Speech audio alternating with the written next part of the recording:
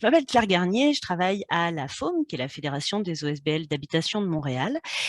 Ces dernières années, on a produit une petite formation, en tout cas un programme, à destination des OSBL d'habitation sur la question de la qualité de l'air. Je vais vous présenter un peu comment on en est venu à faire ça, qu'est-ce que c'est que ce programme, puis vous montrer ensuite les outils qu'on a pu développer. Le programme, pour un air sain dans nos habitations communautaires, c'est quelque chose qu'on a élaboré à la suite d'un appel à projet de la Direction de la santé publique de Montréal en 2019-2020. Donc, c'est des choses qu'on a fait avant la Covid, donc précurseur sur la question de la qualité de l'air. L'objectif donc était d'améliorer la qualité de l'air en logement, et en voyant le sujet, on s'est dit que dans notre cas, il y avait comme une importance dans la mesure où il y avait la question de l'entretien des logements par les locataires, puisque à la fédération, on gère aussi pas mal d'immeubles, et puis on a le centre de service de l'Ouest qui est hébergé aussi avec nous.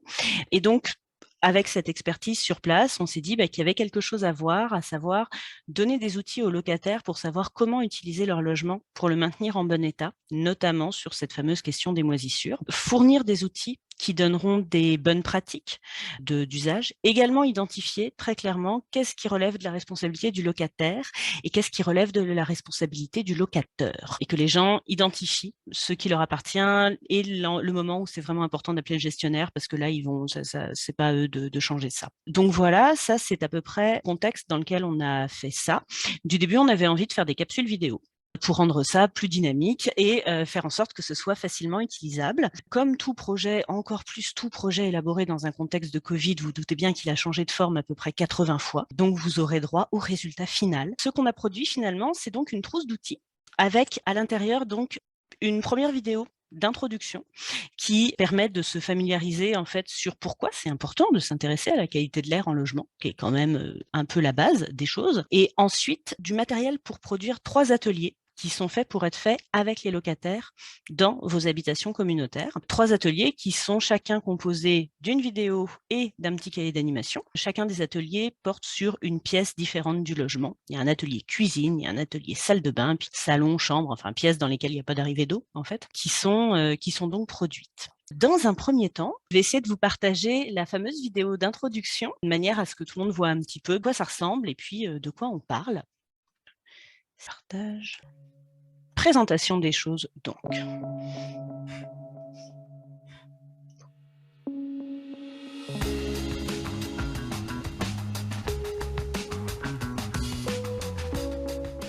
Vivre dans un logement sain et abordable devrait être à la portée de tous. Au Québec, le logement social et communautaire travaille à rendre cela possible. À Montréal, on estime que 28% des logements sont aux prises avec des infiltrations d'eau, des moisissures ou des odeurs fétides. 8% des logements locatifs montréalais sont considérés comme insalubres. Accéder à un logement sain, c'est une question de dignité humaine. Cet aspect préoccupe la Fédération des OSBL d'habitation de Montréal.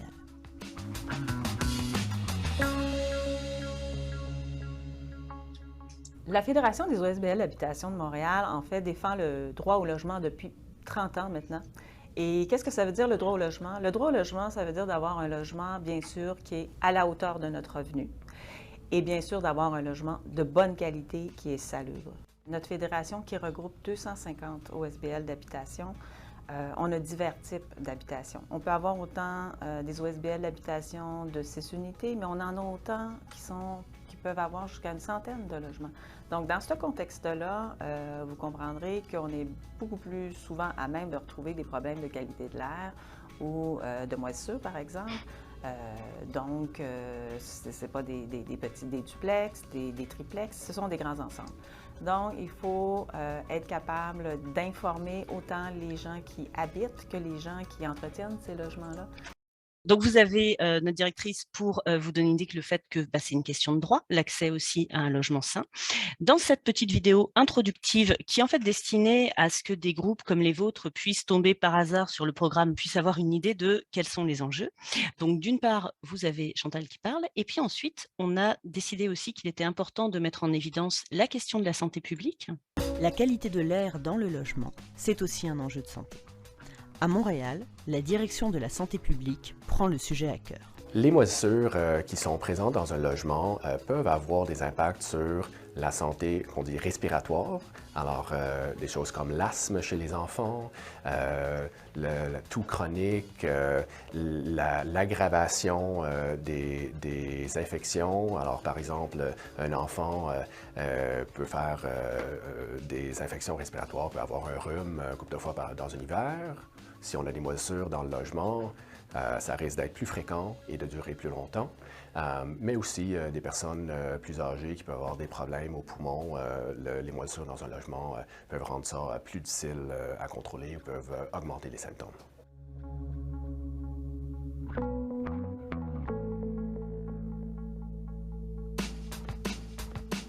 Alors, les types de maladies qui sont les plus associés aux problèmes de qualité de l'air dans les logements sont l'asthme, surtout chez les enfants. Alors, un enfant qui vit dans un logement contaminé aux moisissures peut développer l'asthme, ou un enfant qui fait déjà de l'asthme peut voir ses symptômes s'aggraver ou être plus sévères. Aussi, chez les adultes, on peut voir l'asthme. Après ça, il y a les infections respiratoires. Là-dedans, le rhume, les otites, les infections des oreilles, les bronchites, les pneumonies. Alors, tout ce qui est en lien avec le système respiratoire du nez aux poumons, et on inclut les oreilles parce qu'ils sont connectés, peut être aggravé par la présence de moisissures ou des problèmes de qualité de l'air. Vous avez vu comme on était avant la Covid et que déjà la question de la qualité de l'air et des infections respiratoires, c'était important. On a donc cet aspect. Et puis, la troisième branche d'expertise qu'on a essayé de mobiliser dans le cadre de ce programme, et qui est celle que vous allez surtout voir par la suite, c'est que, comme je l'ai dit ou comme vous le savez, la FOM héberge le centre de services de l'Ouest du Québec. Donc, on a les inspecteurs en bâtiment, la Fédération de Québec héberge le CS de l'Est du Québec. Et donc, tous ces gens compétents ont l'habitude d'intervenir dans les logements puis de vérifier l'état des lieux. Quand on parle de qualité de l'air, c'est évident qu'on fait référence à l'humidité en lien avec la moisissure. Donc, afin de pouvoir contrôler la qualité de l'air d'un logement, il faut l'aérer correctement. Que ce soit par un moyen mécanique ou naturel, en ouvrant les fenêtres ou en faisant actionner les ventilateurs de salle de bain ou de hotte, de cuisine. Et on s'assure aussi qu'il n'y aurait pas des fuites d'eau non contrôlées qui pourraient causer d'autres problèmes comme la moisissure qui, évidemment, interagit directement sur la qualité de l'air. On pourrait évidemment élaborer sur le sujet, j'en aurais beaucoup à dire. Cependant, une image vaut 1000 mots, donc je pourrais vous inviter à me suivre pour aller voir sur le terrain directement des choses concrètes. Nous avons donc suivi Christian Pilote dans un logement pour en savoir plus. Et c'est donc, après cette petite introduction, je ne sais pas si ça vous a plu, ça vous a donné envie d'un seul coup de vous motiver sur la question de la qualité de l'air dans vos immeubles. Christian et moi, on s'est promenés dans un logement pour monter la suite du matériel des ateliers que je vais pouvoir vous présenter. L'intérêt de cette première vidéo, c'est ça, c'est ce qu'on vous conseillerait, c'est de la voir avec, si vous êtes sur un CA, si vous êtes la direction, si vous voulez préparer les ateliers, ça donne aussi des arguments, notamment aux questions santé, sur pourquoi c'est si important de travailler ce sujet avec les locataires. Sur ce, comme vous avez pu voir à la fin de cette première vidéo qu'on est allé se promener avec Christian Pilote, et ben c'était pour tourner donc les vidéos de chacun des 3 ateliers. Donc, comment ça se présente, notre histoire? Ce qu'on a fait, c'est donc diviser les enjeux par pièce du logement, tout simplement. Et donc, on se promène dedans en expliquant ce qu'il faut faire à différents moments. L'objectif pour l'usage ensuite de ces outils, c'est qu'un intervenant, un administrateur, quelqu'un qui a une direction d'organisme qui souhaite animer ces ateliers ne se retrouve pas tout seul face à ces vidéos. Bien évidemment, il y a un petit guide d'accompagnement, guide qui va là encore faire l'objet d'un partage d'écran. Vous avez un cahier d'animation qui vous explique comment utiliser les choses. Et c'est ce cahier a 3 sections. Chaque pièce a son petit code couleur. Et vous avez donc une capsule, par exemple ici, une capsule cuisine, qui vous dit que la vidéo dure 9 minutes 11, vous donne la structuration de la vidéo et de chacun des éléments qui vont être abordés. Puis ensuite, quand vous allez avancer, on va vous dire comment animer l'atelier, une personne, un tableau, un écran, le matériel à avoir. Et par la suite, on vous donne des exemples de questions au fur et à mesure de la vidéo. Donc, vous avez ça pour passer les éléments de la cuisine, vous avez ça pour ensuite aborder votre salle de bain, et puis vous avez ça pour la 3e pièce. Ce que je vous proposerais, c'est plutôt que je vous en partage un petit morceau, et puis je vous montre comment ça marche. Je vous partage la vidéo de la cuisine, et puis je vous pose les petites questions au fur et à mesure. Donc, quand vous ouvrez votre cahier, parce que vous êtes là à vouloir faire votre animation, vous savez donc que vous avez une vidéo qui va durer un peu moins de 10 minutes, et comme vous avez pu voir dans le cahier, à différents endroits, on va vous dire à 2 minutes, il se passe ça, à 4 minutes, il se passe ceci, à 4 minutes 54, il se passe cela. Et surtout, ensuite, chaque élément qui va être abordé, on vous dit quand démarrer et quand arrêter.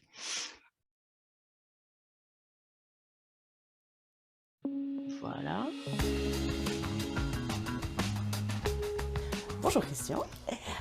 Donc on est dans la cuisine d'un logement. Est-ce que la cuisine, c'est une pièce qu'il faut surveiller particulièrement pour ce qui concerne l'humidité, la qualité de l'air? Oui, bien évidemment. Comme c'est une pièce où on utilise considérablement de l'eau et où on fait la cuisine, la cuisson des aliments, il y a effectivement de l'humidité qui peut se dégager ou des infiltrations d'eau qui peuvent arriver. Quels sont les signes auxquels il faut faire particulièrement attention qui indiquent qu'il y a un problème d'humidité excessive, de dégradation de la qualité de l'air dans la cuisine? Il y a différents éléments, entre autres l'humidité qu'on peut retrouver sur les fenêtres, qui se dépose sur les fenêtres dans la cuisine. Ça peut être assez fréquent.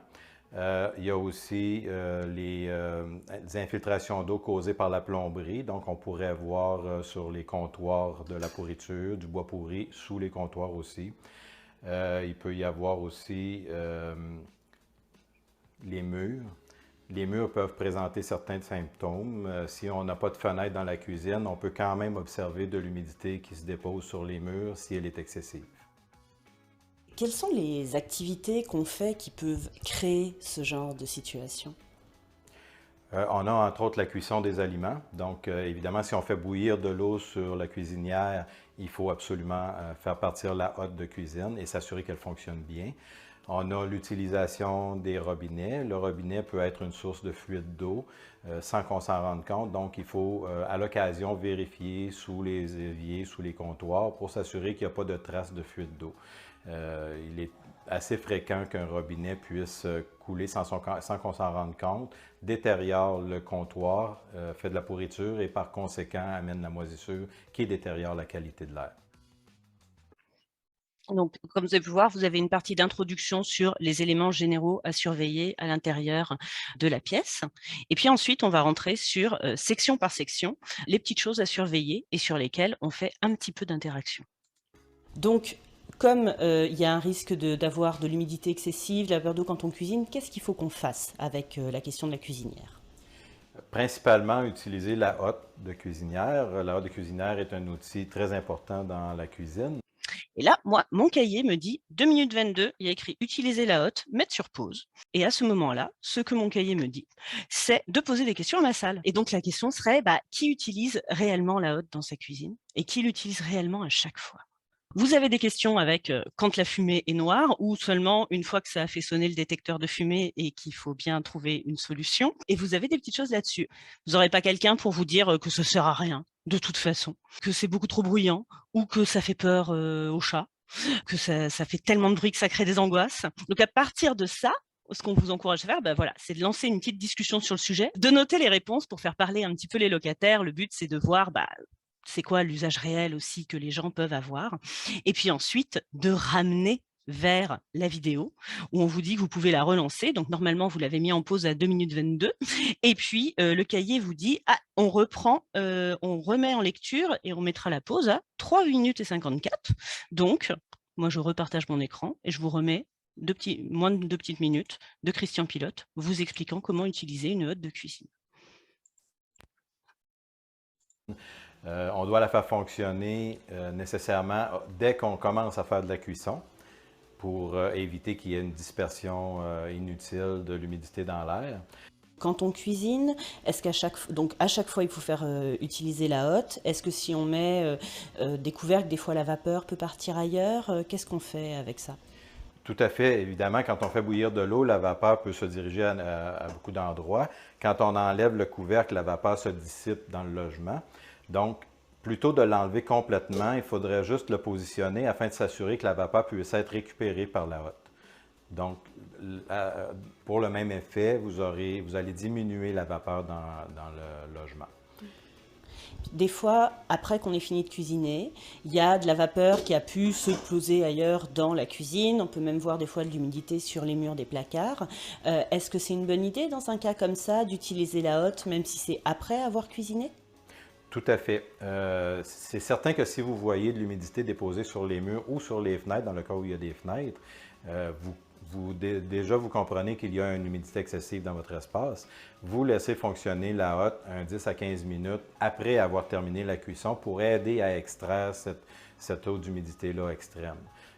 Si le taux d'humidité continue de s'accumuler dans l'espace, au fur et à mesure de l'utilisation, vous allez vous créer des problèmes à la qualité de l'air. D'accord. Donc la hotte, important, essentiel dans la cuisine. Exact. Vous avez entendu ça? Essentiel dans la cuisine.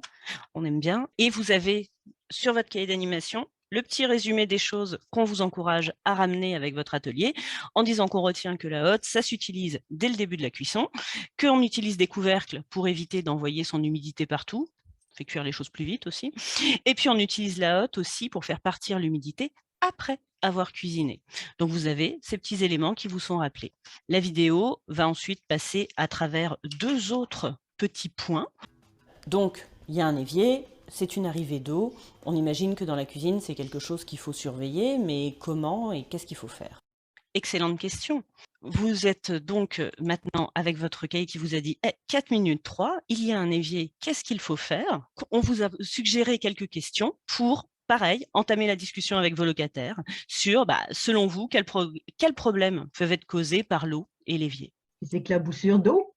L'éclaboussure d'eau, très bien. D'autres problèmes? À plus long terme aussi, peut-être? Des fuites, hein, bien sûr. Des fuites? Bon point. Est-ce que quelqu'un a déjà eu des soucis de comptoir qui a été déformé par l'eau? Des choses comme ça? Une fois que vous avez fait la liste des choses, et comment faire pour éviter de mettre de l'eau sur le comptoir? On essuie? On essuie, c'est un bon point, effectivement. Vous aurez 1 ou 2, je pense, d'autres micro-conseils qui vont se retrouver peut-être plus loin. Et puis, comment on fait aussi pour surveiller les fuites d'eau? On ouvre les yeux. Eric est là pour nous rappeler le bon sens absolu de tout ça. Dans ce cas-là, moi, je vous remets la suite, parce que je ne sais même plus qu'est-ce que Christian nous conseille pour avoir une cuisine propre, en fait, hein, tout simplement. Oui, évidemment, on sait très bien que c'est l'utilisation de l'eau qui est la plus problématique. Dans une cuisine, on utilise l'eau constamment pour faire la cuisson, pour laver la vaisselle. Oui, ça a du bon sens. Oui, donc, et je vois, on a aussi des linges pour pouvoir essuyer, ce qui est très important. Cependant, les linges, on ne peut pas les laisser traîner n'importe où, évidemment. Si on le laisse traîner sur le comptoir, on peut abîmer le comptoir. En abîmant le comptoir, on crée un autre problème. Donc on essuie et on range ses affaires. Et on range ses affaires aux bons endroits. Il faut évidemment porter attention sous l'évier, donc sur les tablettes, derrière les armoires. Si vous voyez des traces d'eau qui s'accumulent sur la tablette ou dans le fond de l'armoire, il y a là un signe d'infiltration d'eau ou de fuite d'eau, si vous voulez. Et nécessairement, vous vous adressez encore une fois à votre responsable d'immeuble pour éviter une dégradation inutile des comptoirs, des planchers, des tablettes. D'accord. Donc moi, je nettoie ma vaisselle, je sèche autour de l'évier, j'étale mes linges. Le reste, si je vois qu'il y a des problèmes supplémentaires, c'est le responsable d'immeuble. Tout à fait. Hop, la vidéo cuisine va beaucoup vous parler de l'eau.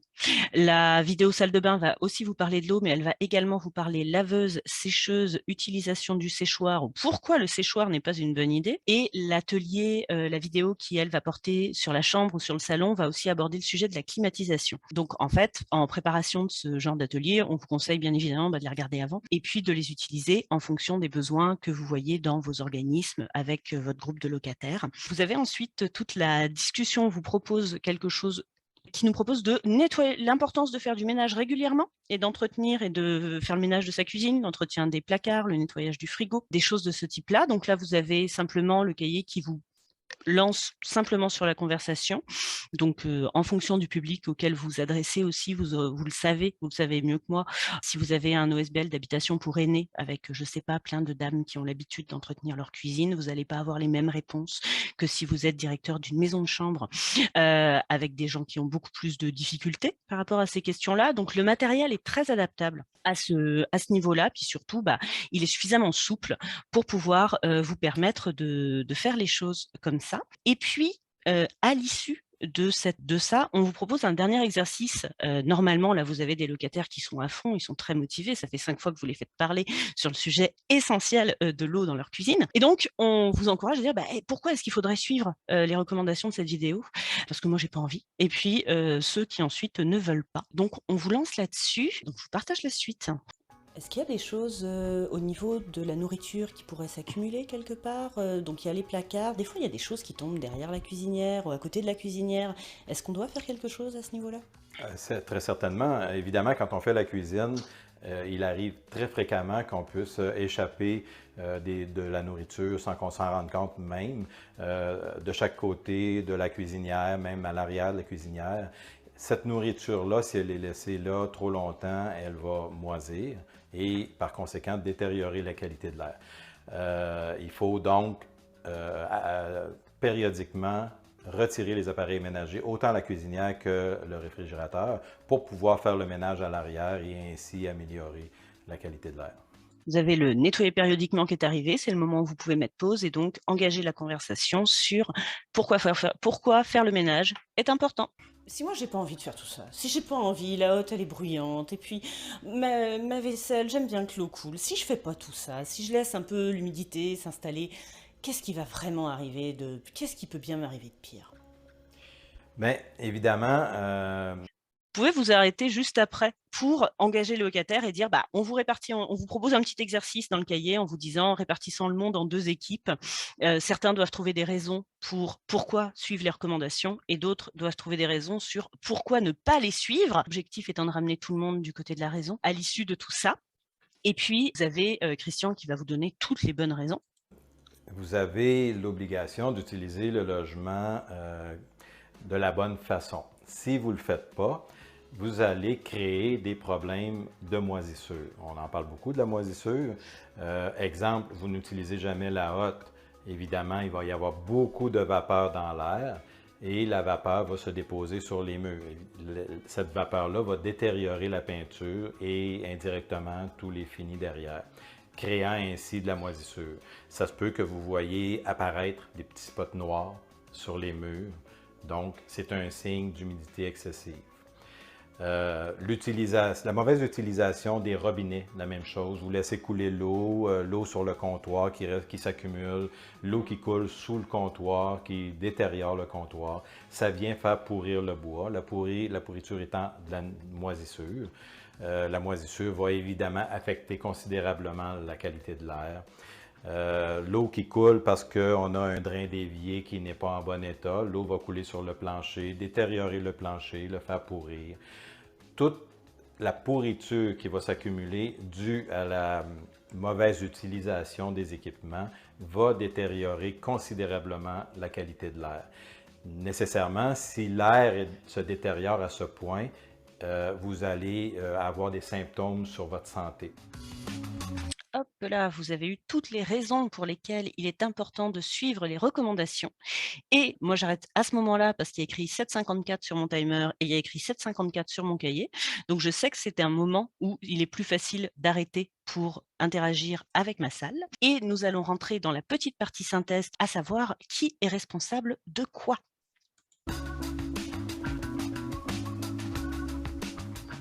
Au quotidien, il faut faire fonctionner la hotte de cuisine, maintenir le comptoir au sec, surveiller les fuites d'eau, nettoyer régulièrement les espaces en contact avec la nourriture. On prévient le responsable de l'entretien de l'immeuble si la hotte ne fonctionne pas, il y a des fuites ou des problèmes de plomberie, les joints autour de l'évier sont abîmés.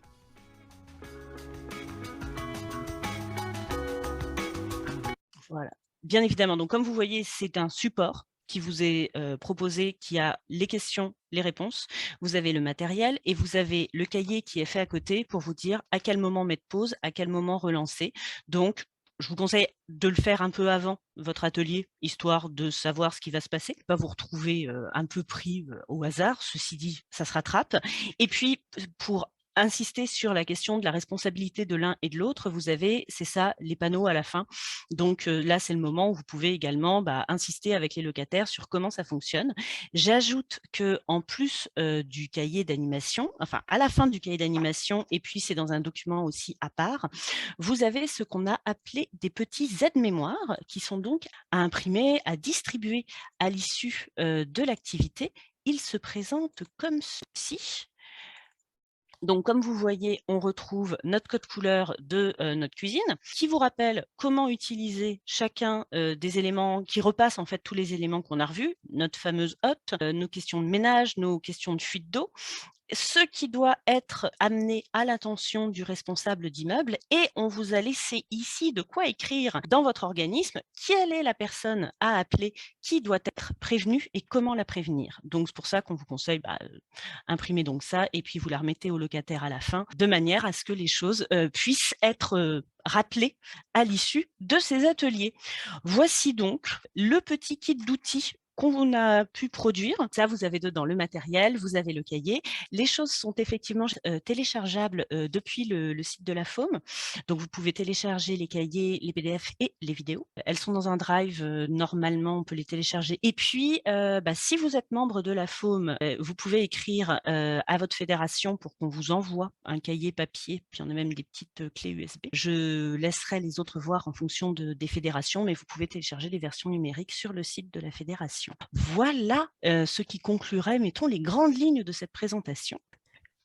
Merci à tout le monde d'avoir participé. Pour vos questions, merci Claire pour la super présentation. Puis restez à l'affût des prochaines rencontres qu'on va avoir comme celle-ci.